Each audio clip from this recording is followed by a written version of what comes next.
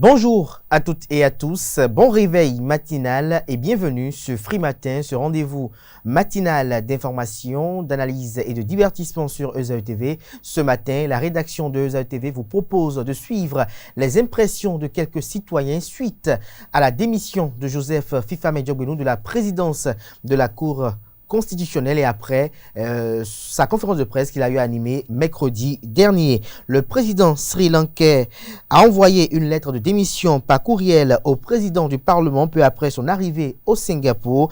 Des précisions au cours de cette émission matinale, notamment dans le bulletin matinal d'information qui sera présenté ce matin par Atifa Olafa. Elle nous informe à l'entame de cette émission que le président ivoirien Alassane Dramane Ouattara a échangé hier jeudi dans le cadre du dialogue politique avec ses deux prédécesseurs. Dans le bulletin matinal d'information, on propose également quelques informations ça et là qui font l'actualité au Bénin au petit matin de ce vendredi matin. Mais avant de retrouver Atifa Olafa pour le bulletin matinal d'information, nous allons ensemble parcourir la une de quelques parutions afin de découvrir les sujets qui font l'actualité ce matin. Et après le bulletin matinal d'information, Anel Dohou aura nous exposé dans la rubrique sport les précisions sur la candidature de Lionel Talon à la présidence de la Fédération béninoise de football. Il parlera également du Bénin qui entre dans le top 10 des meilleurs pays de golf au monde, des officiels togolais désignés pour le match du CHAN Bénin-Ghana. Des précisions au cours de la page des sports. Colombe Oussou, quant à elle, présente ce matin la rubrique définition du jour. Elle parlera de l'INSAE, entendez, Institut national de la statistique et de l'analyse économique. Son historique, sa mission et son organisation seront révélés au cours de la dite présentation. En fin d'émission, Nosirine Fatoumi, quant à elle, présente les prévisions astrologiques pour le compte des 12 signes du zodiaque. Les natifs du signe Gémeaux sont les plus favorables pour le compte de cette journée du 15 juillet 2022. Côté humeur, il est prédit une merveilleuse journée en ce qui concerne le travail. Vous serez énergique, enthousiaste et vous réaliserez de belles performances. Votre réussite dépendra de vos initiatives personnelles et de votre motivation.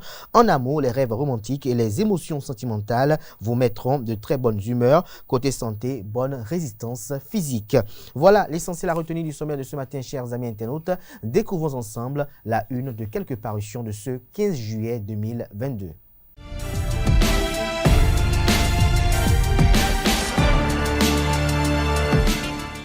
Bonjour à nouveau, chers amis internautes. Le quotidien béninois d'information générale et d'analyse L'Informateur titre ce matin manchette: lutte contre l'extrême pauvreté. Le microcrédit à la FIA passe à 100 000 francs CFA. Le gouvernement du président Patrice Talon tient à sortir les populations de la précarité quotidienne. Cette deuxième phase du microcrédit à la FIA, après le succès de la première, vise à booster l'autonomisation des femmes qui entreprennent des activités génératrices de revenus. L'article à retrouver à la page 3.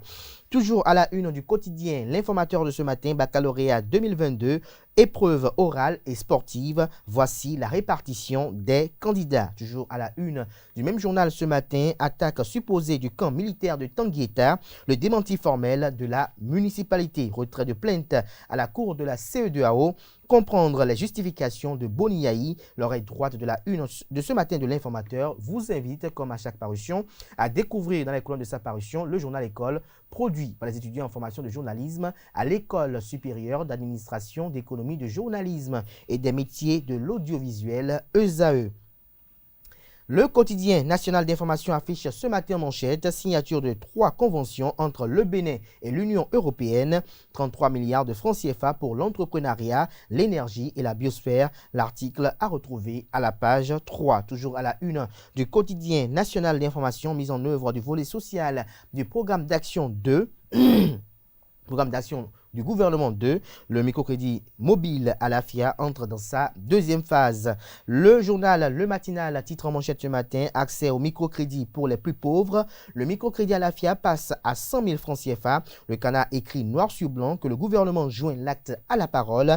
Après le succès éclatant de la première phase du microcrédit à la FIA, il a lancé la deuxième phase. La cérémonie s'est déroulée hier jeudi 14 juillet 2022 à la Maison des Jeunes de Kouamansé. C'était en présence de Véronique Véronique Toinfodé, ministre des Affaires sociales et de la microfinance, du préfet du département de l'Atlantique, du maire de Pomancet, des opérateurs de téléphonie mobile, partenaires techniques et financiers, des responsables de OpenSea et des responsables des SDF, SFD, système financier décentralisé, et de plusieurs femmes bénéficiaires de la commune de Pomancet. L'article compte rendu est publié à la page 4. Comeback de Joseph Diogbenou dans la sphère politique 2023 et 2026 en ligne de mire. Une bataille sans merci en perspective, annonce le journal ce matin. Matin libre, titre en manchette ce matin, retour de Diogbenou en politique. Pathétique, le parti Union progressiste tétanisé. C'est le canard en illustrant sa manchette de ce matin, comme vous l'apercevez d'ailleurs sur votre smartphone ou votre écran. La photo du président sortant de la Cour constitutionnelle et le logo du parti politique Union progressiste. Toujours à la une du quotidien Matin Libre de ce matin, libération des prisonniers politiques et des exilés politiques. Boniaï met la pression à Patrice Talon. Le Béninois libéré, titre en manchette ce matin, association terrienne vers sa transformation en parti politique. Richard Boni Ouourou sort le grand jeu. Il soumet cette décision à l'approbation des terriennes du Bénin. Le Canada fait savoir que pour poser les bases d'un développement solide et efficace du Bénin, telle est l'une des missions que s'est assignée l'association terrienne et pour y arriver, différentes actions sont menées, notamment le programme Top Entrepreneur, l'Académie des Mini et bien d'autres choses.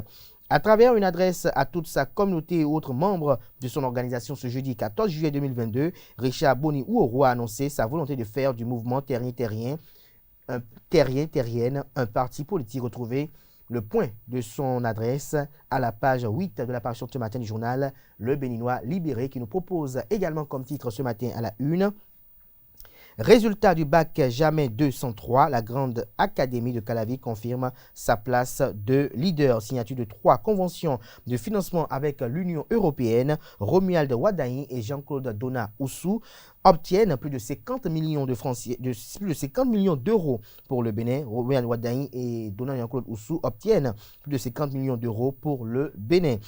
Le quotidien Libération, titre en manchette ce matin, développement durable pour le Bénin 2022. Le Bénin réalise un score de 50,7 sur 100 pour l'ensemble des 17 objectifs de développement durable. Football béninois, de Chacus l'erreur, s'exclame Nord-Sud quotidien ce matin en manchette. Toujours à la une du quotidien Nord-Sud quotidien, pour 3 projets, le Bénin bénéficie de 50 500 000 euros de l'Union européenne. Partners News, titre en manchette ce matin, lutte contre la pauvreté au Bénin, 100 000 francs CFA pour les bénéficiaires de la deuxième phase du microcrédit à la FIA. Toujours à la une du quotidien Partners News de ce matin, crise post-électorale de 2010, le premier tête-à-tête entre Ouattara, Gbagbo et Bédié. Toujours à la une du même canard ce matin, fonction publique au Bénin, le code des valeurs et d'éthique actualisé. Décryptage info, revalorisation des conditions de travail au Bénin. La CSTB évalue la mise en œuvre de son plan de travail annuel 2022. Le grand regard, titre ce matin en manchette, présidentielle de 2026, les prémices d'un combat rude et sans merci. Vous avez en illustration les photos de Richard Boni Ouourou et de Joseph Fifamin Diogbenou. Toujours à la une du journal Le Grand Regard de ce matin. Face au dernier développement de l'actualité nationale, l'engagement politique du politologue béninois Richard Boni Ouourou prend progressivement un autre tournant. À travers sa page Facebook, le politologue vivant au Canada a jeté le jeudi 13 juillet dernier les premières idées de la mutation de son mouvement dénommé Terrienne en parti politique d'opposition avec des visions claires pour le présent et l'avenir. L'homme qui est reconnu pour ses critiques contre le pouvoir de la rupture et ses actions sociales en faveur des jeunes attend les propositions de ceux qui croient en sa vision pour passer à la formation de cette formation politique. Nous passons à présent au quotidien L'Économiste qui titre ce matin en manchette: financement des économies africaines, le conseil d'administration du FAGAS tient sa 63e session ordinaire. Centre d'arbitrage, de médiation et de conciliation, les avantages du CAMEC pour les opérateurs économiques selon Alain Amoussou-Pévi. Nous passons à présent à Le Soleil Bénin Info qui titre ce matin: lutte contre la pauvreté au Bénin, le microcrédit à la FIA passe officiellement à 100 000 francs CFA. Patrice Talon joint l'acte à la parole. L'événement du jour en manchette ce matin: Eurobond objectifs de développement durable, correction, allocation des fonds levés au projet, le Bénin plus que jamais crédible vis-à-vis des investisseurs. Le gouvernement talon respecte tous ses engagements. La couronne titre ce matin à la une, réforme opérée par le régime de la rupture, manque d'approche préalable selon l'ancien député Candide Armand-Marie Azanaï. Il urge alors d'évaluer publiquement les réformes pour le bonheur de la population. Que comprendre de ce titre? C'est à découvrir à la page 3 de la parution de ce journal. Nous passons à présent à l'autre vision. Tabaski 2022 à Yamoussoukro, Sylvain Houenou de Dravo fait don d'un bélier à la communauté musulmane béninoise. Toujours à la une du quotidien, l'autre vision de ce matin, lutte contre la pauvreté au Bénin.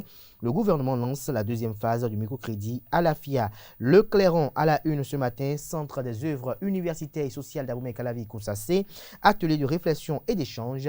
Ghislaine Claude Fagbon implique les étudiants handicapés dans les activités culturelles. Toujours à la une du même journal ce matin, après sa démission à la Cour constitutionnelle, Joseph Diabono se met au service de sa formation politique. Nous passons à présent à Dabarou, libération des détenus politiques, retour des exilés et organisation de dialogue national. Boniaï dans les actes, talons moins rassurants selon le journal.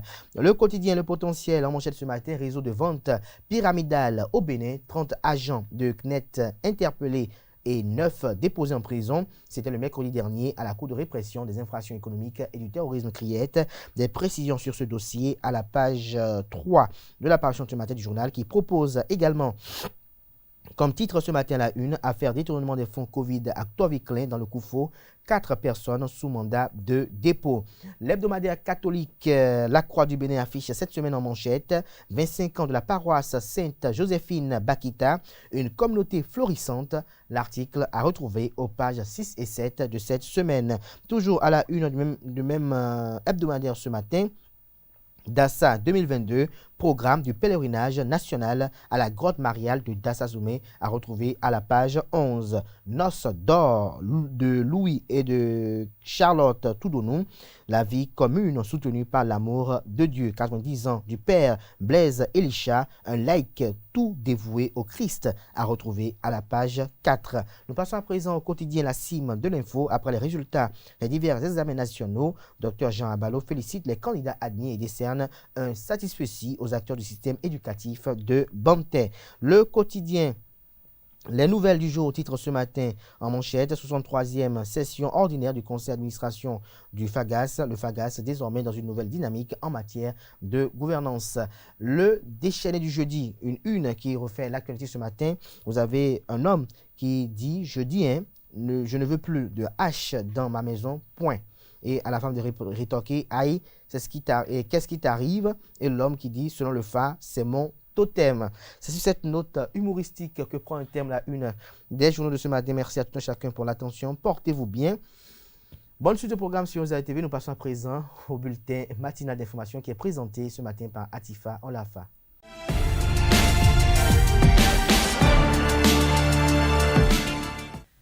Bonjour à tous, heureuse de vous retrouver. Bienvenue dans ce bulletin matinal d'information. Le directeur de l'Office du baccalauréat a dévoilé les statistiques du baccalauréat session de juin 2022 à l'occasion d'un point de presse animé le mercredi dernier au siège de l'Office du bac à Cotonou. Sur les 75 911 candidats qui ont composé cette année, 44 785 ont réussi pour un taux de 59%. Face à la presse, le directeur de l'Office du baccalauréat, le professeur Alphonse Da Silva, a expliqué le processus de correction des épreuves. Suivons-le au micro de Anna Eldo. Le baccalauréat de la section unique de juin 2022 s'est déroulé du 20 au 24 juin, avec 77 416 candidats inscrits. À la fin des compositions, les copies de tous les centres ont été totalement mélangées. Cela pour permettre que les copies soient corrigées avec doigté. Les copies ont circulé à travers les départements du Bénin et totalement mélangées. C'est ce que nous appelons permutation des copies. Ainsi, par exemple, les copies d'un département ont été corrigés dans 5 autres départements au moins. À la fin des corrections, pour les délibérations, les jurys présidés par des universitaires avérés et des inspecteurs de bon calibre ont vérifié si les copies sont bien corrigées et identifié les admis. Au terme de leurs travaux, nous pouvons retenir qu'il y a une bonne performance des candidats qui s'explique d'abord par les réformes au niveau gouvernemental. Le gouvernement de notre pays a mis les moyens qu'il faut pour assurer l'avenir de la jeunesse. Dans le même registre, à quelques heures de cette proclamation, ESAE Télévision s'est rapproché du directeur de l'Office du baccalauréat pour s'informer des dispositions prises en ce qui concerne la session de remplacement. La dite session va démarrer le 18 juillet prochain, selon le professeur Alphonse Da Silva. Suivez plutôt. Bien, la session de remplacement est prévue pour les candidats qui sont empêchés d'une manière ou d'une autre, ou bien surtout qui sont tombés malades et qui n'ont pas pu prendre part à la session normale. Donc il y a un dossier qui est fourni et on fait l'exégèse de ces dossiers-là et on affiche la liste de ceux qui peuvent prendre part à la session de remplacement. Cette année, la session de remplacement est prévue pour le 18 juillet. Le centre unique est le centre de Sainte-Rita. Donc nous prions les candidats dans quelques jours de visiter ce centre. De toute façon, ça sera diffusé, la liste de ceux qui sont prévus pour prendre part à la composition du bac, session de remplacement. Il y a un seul centre, c'est pour tous les candidats qui sont tombés malades, qui se trouvent à Tukuntuna, à Parakou ou bien à Boïkon. Donc, ils viennent composer dans ce centre de Sainte-Rita, qui est le centre unique. Parlons politique à présent. Au lendemain de sa démission du poste de président de la Cour constitutionnelle, le professeur Joseph Djogbenou était face à la presse nationale dans l'après-midi de ce mercredi 13 juillet 2022. À ce propos, quelques citoyens rencontrés dans la ville de Cotonou commentent cette actualité. Suivons-les au micro de Quentin Amousso et Ulrich Amegampoé. Monsieur Djogbenou, c'est un politicien. Moi, c'est vrai, c'est un juriste de haut niveau. Mais à mon humble avis, il ne devait pas aller à la Cour constitutionnelle. Et il n'était pas à l'aise là-bas. Vous avez vu, c'est pourquoi, après 4 ans, il a donné sa démission. Avec tout le confort qui est là-bas, il a donné sa démission. Il veut s'engager politiquement.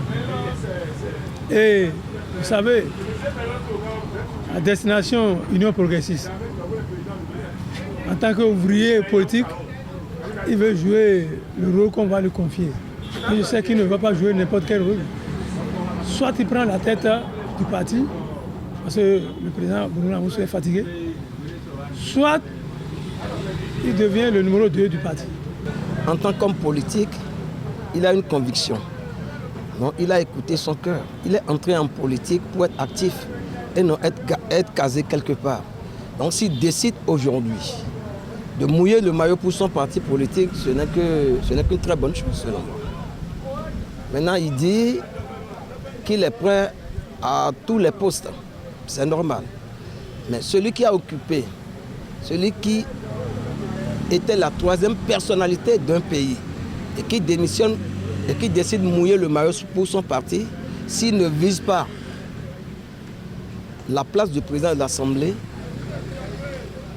en 2023, sûrement il vise le poste du président de la République en 2026. Ça veut dire qu'on ne peut pas faire la politique au Bénin sans mettre Joseph Djogbenou. Positionné pour être député et en cas de majorité, c'est la présidente de l'Assemblée.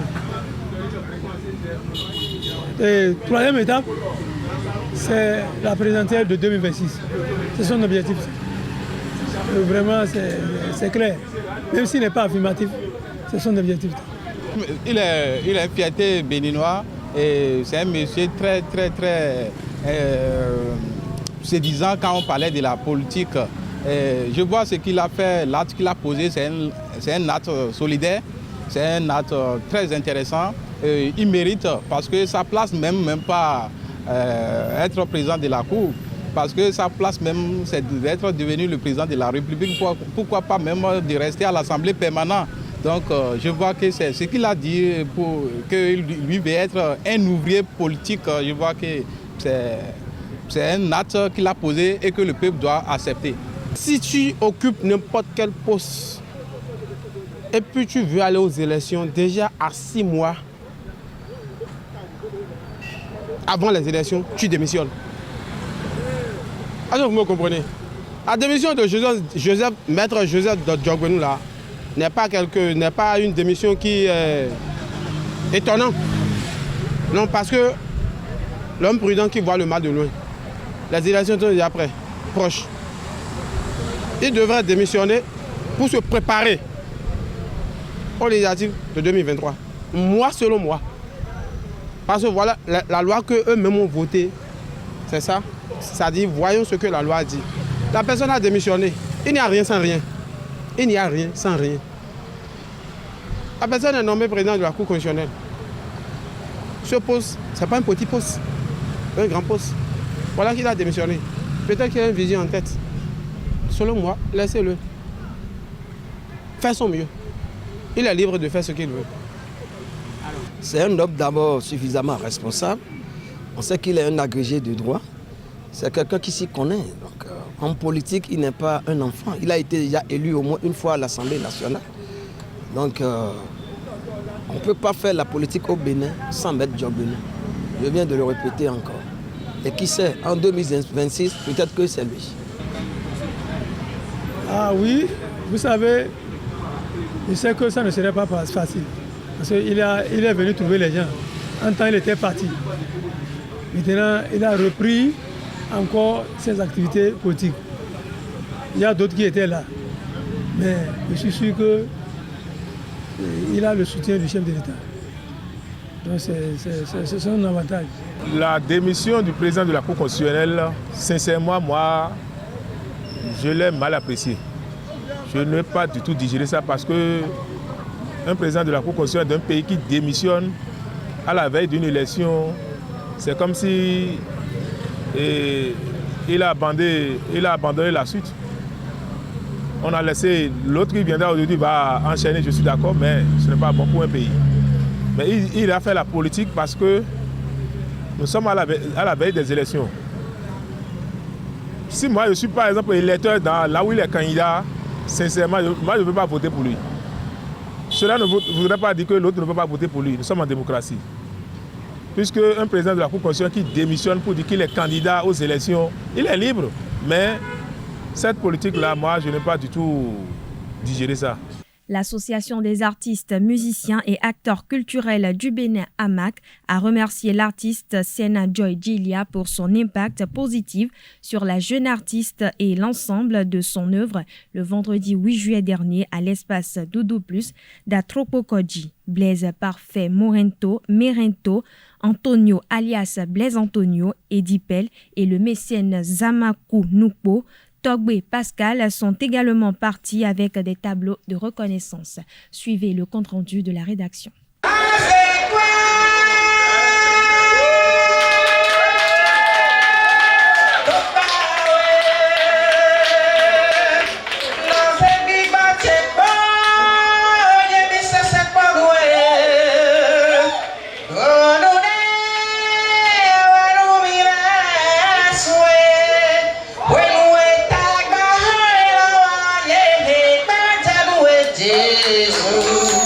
L'artiste chanteuse béninoise Sena Joy Djilia écume les scènes depuis 53 ans. Après avoir harangué les foules, elle s'investit dans le développement de la culture en soutenant les plus jeunes. Une œuvre que salue l'association des musiciens et acteurs culturels AMAC qui lui décerne un trophée ce 8 juillet 2022. Et à notre moment, nous lui décernons le prix d'honneur pour tout ce qu'elle a pu faire et continue de faire pour l'évolution de la culture béninoise, notamment de la musique béninoise. Merci. Vous savez, les femmes artistes, je vous aime beaucoup. Et malgré les obstacles, parce que c'est dur pour une femme de chanter dans ce pays. Mais toi là, Nismous, Clarisse, Depique, femme artiste, Zali Dagbio, et notre Tchernou, et notre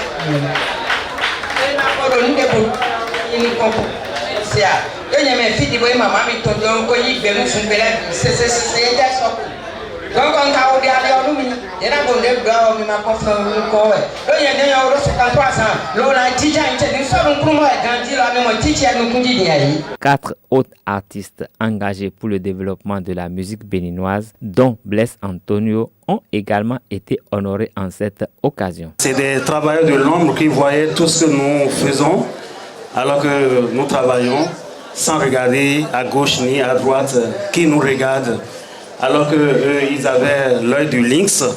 Quand même avec ça, pour nous distinguer ce soir, je dis que Dieu les accompagne et qu'ils aient la force nécessaire pour continuer leur entamée. Les voici désormais auréolés d'une nouvelle couronne pour impacter davantage la culture et le Bénin.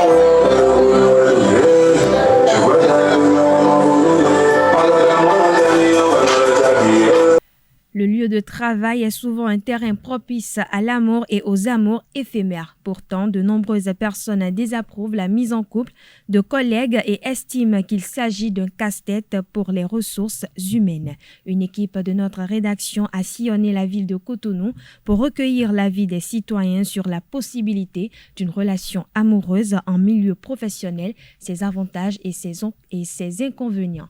Suivons-les au micro de Colomoso. Les relations amoureuses en milieu professionnel, nous savons tous que c'est quelque chose qui est déconseillé. C'est une très mauvaise chose parce qu'on ne peut pas concilier l'amour et puis le travail. Ce sont deux choses différentes. Et dès qu'on se permet de mettre l'amour dans le travail, ça soit c'est le travail, on ne fait pas deux choses à la fois. Ça c'est le travail qui prend sérieusement un coup. Donc il faudrait que tout chef d'entreprise comprenne ça. S'ils veulent que leur entreprise marche, là, ils doivent faire la différence entre le travail et puis l'amour. D'abord, il y a deux pans. Relation amoureuse entre collègues de service. Relation amoureuse entre les subalternes et le supérieur.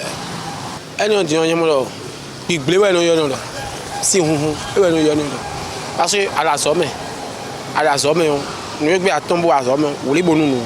Donc, on a mis dans la somme. Maintenant, les rumines, les bas, ça ne se fait pas. Ben, quand des hommes des deux sexes cohabitent, attendez-vous à ça là. Cette affaire-là, ça ne perdure pas. Parce que généralement, c'est les femmes qui je ne dirais pas seulement les femmes, il y a des hommes qui n'ont pas la maîtrise, l'éducation qu'il faut et la conscience professionnelle.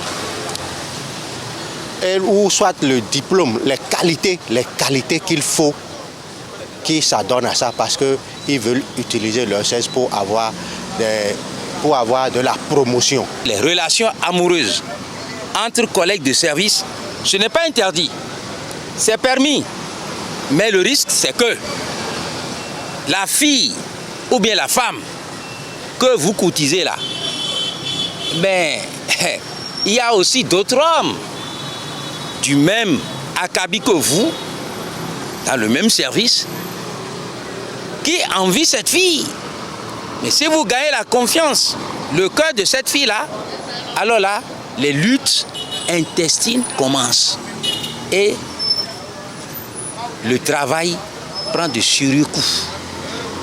Et si c'est entre le DG et la secrétaire ou bien et l'employé, alors là, les mensonges, la fumisterie, tout est permis. On va mentir au patron. Si le patron n'est pas sage, éclairé, le patron prend des décisions à la va-vite et bonjour les dégâts. Ça veut dire quoi ça? Où allons-nous avec tout ça? Parlons spiritualité à présent, généralement désignée sous le vocal Ibeji au Nigeria, Hoho au Bénin et Wenonvi ou Venonvi au Ghana ou au Togo. Les prénoms donnés aux jumeaux varient selon les traditions, les régions et les cultures. Au Bénin, les statuettes sculptées en mémoire des jumeaux défunts ont une grande importance dans le culte des jumeaux.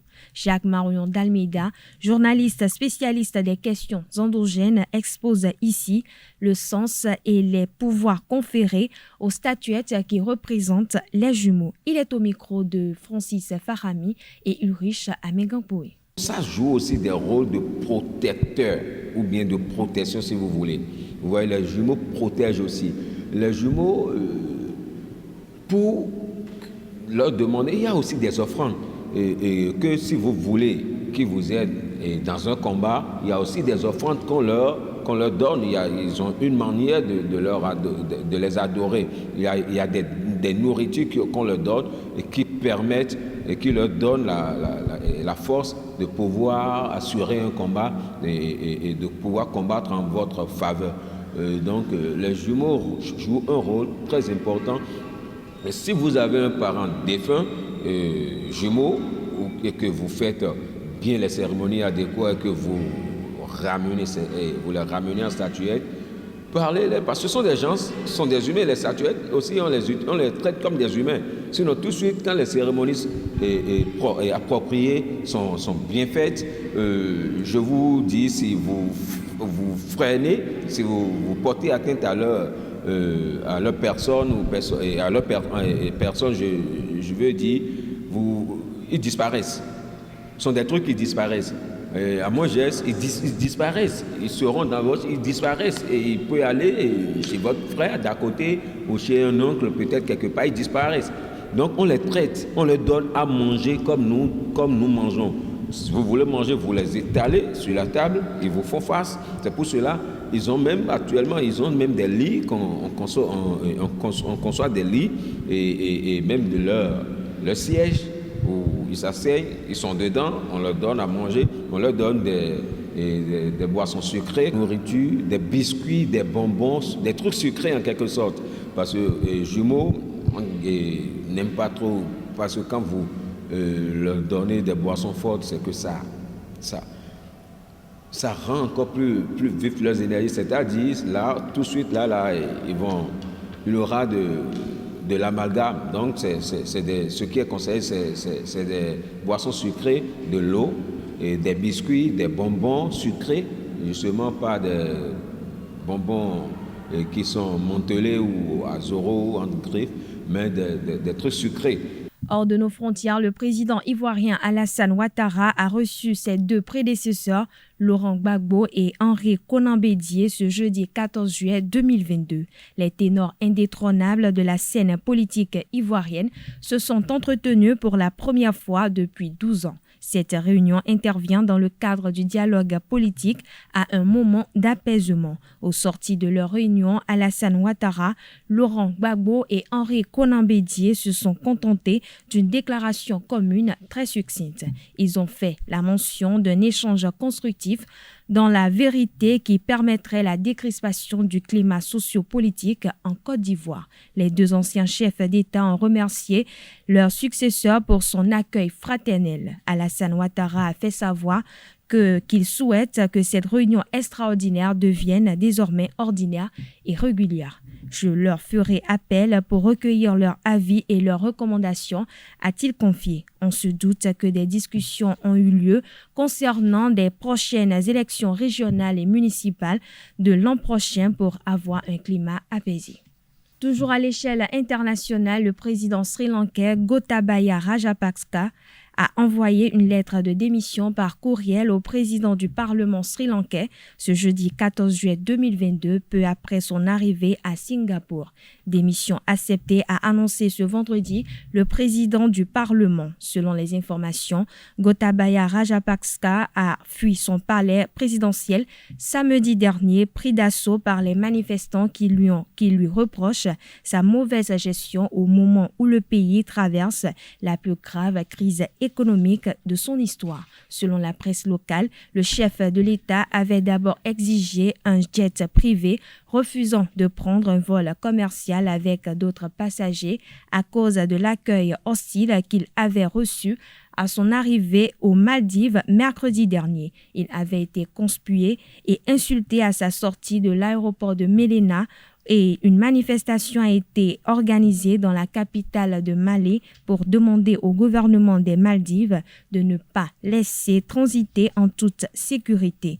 Le ministère des Affaires étrangères de Singapour a précisé que Gotabaya avait été autorisé à y entrer pour une visite privée et non pour obtenir l'asile. Selon des sources proches de la sécurité sri-lankaise, le président démissionnaire pourrait rejoindre les Émirats arabes unis.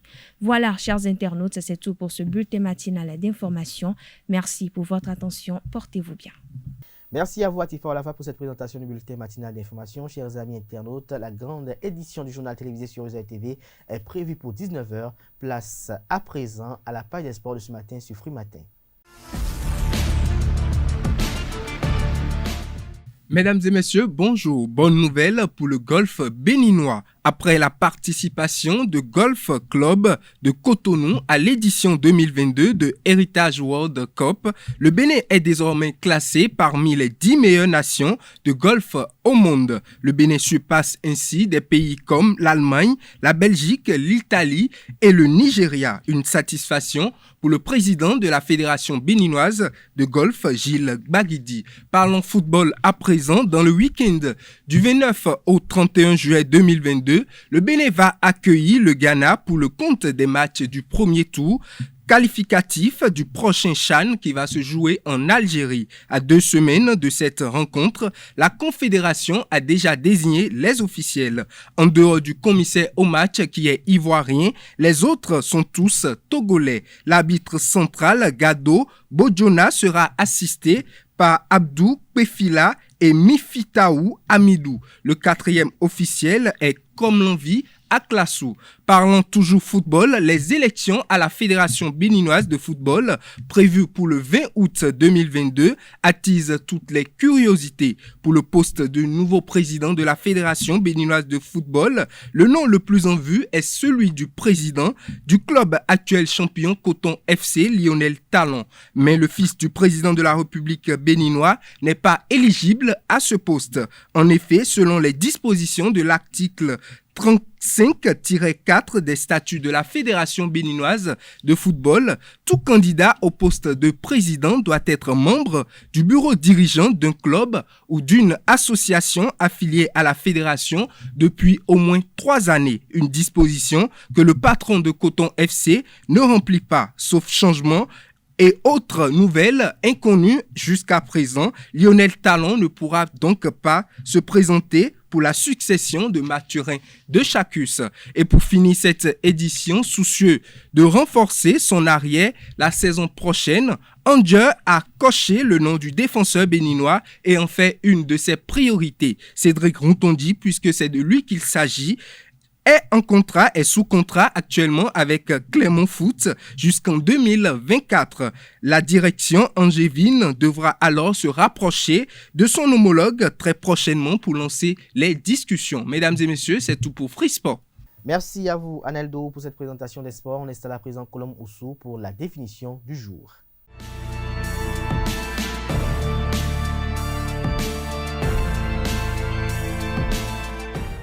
Bonjour à toutes et à tous et bienvenue dans votre rubrique La définition du jour. Aujourd'hui, je nous emmène à la découverte du sigle INSAE, l'Institut national de la statistique et de l'analyse économique abrégé en INSAE, est le service officiel des statistiques du Bénin transformé en avril 1997 par décret présidentiel en établissement public à caractère scientifique doté de la personnalité morale et de l'autonomie financière.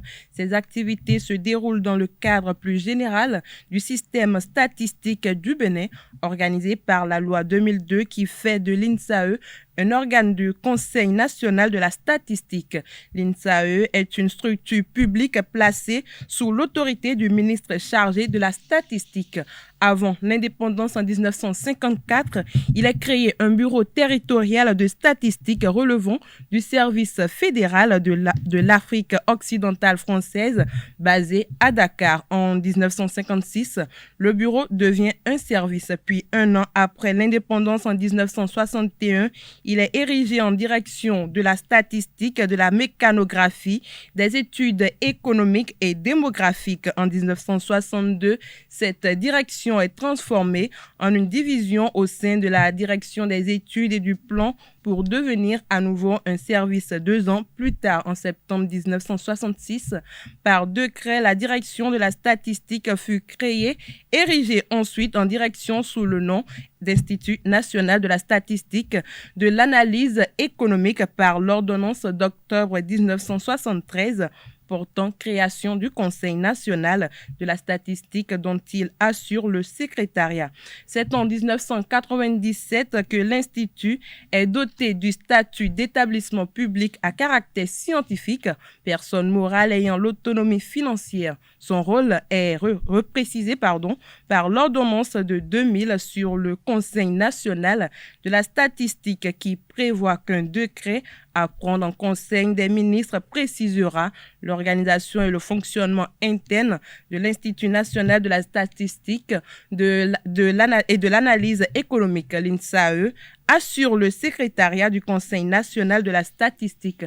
Sa tâche essentielle consiste à rassembler, dépouiller, analyser et présenter au gouvernement dans les délais convenus des statistiques sûres scientifiquement élaborées, dont notamment les indicateurs et agrégats macroéconomiques d'évolution de l'économie ou de toute autre activité nationale. Il veille aussi à assurer le traitement ou à aider au traitement des informations statistiques et comptables des organismes publics, parapublics et autres qui lui en font la demande. Il est notamment chargé d'élaborer ou appuyer une méthodologie scientifique pour des administrations et organismes publics et privés en vue d'harmoniser les techniques utilisées et de rendre comparables les divers résultats obtenus et dans ce cadre contribuer à l'organisation de leurs services statistiques, rassembler, explorer et analyser les données statistiques provenant des enquêtes par sondage,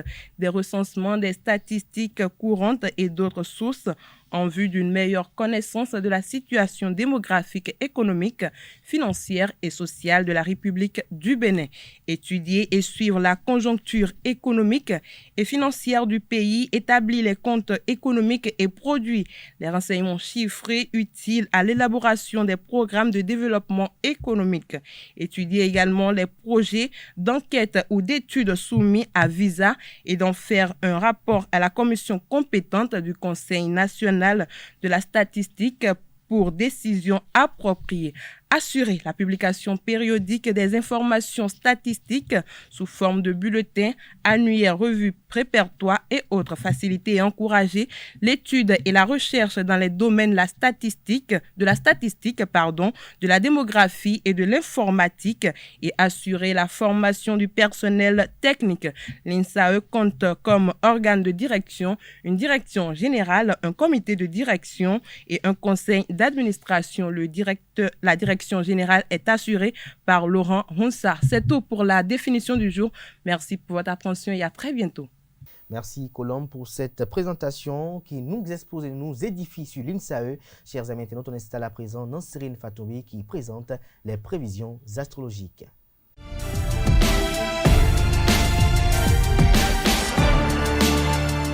Bienvenue sur sur votre rubrique horoscope du jour. Bélier, peu de nouveautés dans votre travail. Cette journée s'annonce neutre sur le plan professionnel. Vous pourrez vaquer à vos occupations personnelles sans stress particulier. Alors détendez-vous un peu côté sentiment. Gardez en tête que l'amour n'est pas favorable au rapport de force. Il y a tant d'autres combats à mener. Chers taureaux, vous avez une meilleure vue d'ensemble du chemin qu'il vous reste à parcourir. Au lieu d'essayer de concrétiser vos objectifs sur le champ, vous serez amené à réfléchir à plus long terme. En amont, inutile de vous énerver. Vous ne pourrez rien contre l'immobilisme de certains membres de votre entourage. Gémeaux, merveilleuse journée dans l'ensemble. Au travail, vous serez énergique, enthousiaste et vous réaliserez de belles performances. Votre réussite dépendra de vos initiatives personnelles et de votre motivation. En amour, les rêves romantiques et les émotions sentimentales vous mettront de très bonnes humeurs. Chers amis Cancer, vos affaires sont excellentes. Vous aurez l'art et la manière de bien travailler. Vos initiatives sont presque toujours couronnées de succès et vous pourrez bientôt profiter de votre succès côté relationnel. Si vous voyez le mal partout, vous allez rapidement faire le vide autour de vous. Essayez de prendre les critiques avec humour. Lion, journée sans souci particulier, la partie est pratiquement gagnée. Restez optimiste, vous êtes dans la dernière ligne droite, ce n'est pas le moment de relâcher les efforts. Vous ferez preuve d'une grande détermination, célibataire ou en couple, vous vous tournerez vers l'avenir avec confiance. Amis vierges, évitez de discuter de vos projets avec vos collègues de travail, c'est trop tôt. On risquerait de s'attribuer votre travail et vos idées. Restez prudent sur la marche à suivre où vous pourrez dire adieu à vos ambitions. En amour, soyez un peu plus ouverts et vous parviendrez plus facilement à vos fins. Balance, côté professionnel, en dépit des obstacles qui pourraient se mettre en travers de votre chemin, vous finirez par atteindre le but que vous vous êtes fixé. Cela vous redonnera confiance en vous. Les relations avec votre partenaire seront plus détendues, mais vous devrez faire des efforts pour renouer le dialogue. Ne laissez pas les choses se détériorer. Une mise au point est parfois nécessaire. Sagittaire, fini les appréhensions vagues qui vous assaillaient auparavant. Terminez les doutes au placard, le manque de confiance en vous. L'heure sera maintenant à l'efficacité. Natifs du signe Scorpion, les astres vous mèneront la vie dure aujourd'hui. Sans doute, la passion vous rendra-t-elle trop possessive. Vous voudrez tout et tout de suite dans le cadre professionnel. Une organisation rigoureuse sera indispensable. En effet, l'influence euphorisante des planètes pourrait bien avoir sur vous des effets pervers. Amis Capricorne, vous aurez du mal à prendre les décisions qui s'imposent. Il faudra attendre quelques jours pour vous voir repartir d'un bon pied. L'influence de vos planétaires ne devrait pas être négligée. En amour, vous aurez plus que jamais besoin de sécurité affective et de rapports très chaleureux. Avant-dernier signe du zodiaque, chez natif du Verseau, les contacts seront peut-être un peu difficiles ou bloqués, mais cela ne doit pas être inquiet pour vous. Il se passe des choses dans les coulisses. Soyez patient, tout devrait être plutôt clair dans quelques jours. Côté relationnel, mettez de l'eau dans votre vin si vous voulez préserver un minimum de sérénité dans votre couple avec votre partenaire. Poisson, pour finir, votre intuition va vous permettre de prendre des décisions judicieuses concernant votre avenir professionnel. Votre créativité sera décuplée, vous donnant des idées géniales et une grande habileté pour les réaliser. Le climat affectif va se réchauffer. Ce ne sera pas encore la passion torride, mais les choses auront tendance à s'améliorer. Voilà, c'est tout pour le message des astres de ce vendredi 15 juillet 2022. Merci de nous avoir suivis. À très bientôt. Merci Nasrine, merci à tout un chacun pour l'attention. Ce sont sur ces prévisions astrologiques que prend un thème Frimatin ce matin. Merci à tous. Bonne suite de programme sur EZAE TV. Excellent week-end en compagnie, bien évidemment, de nos programmes télé sur EZAE TV.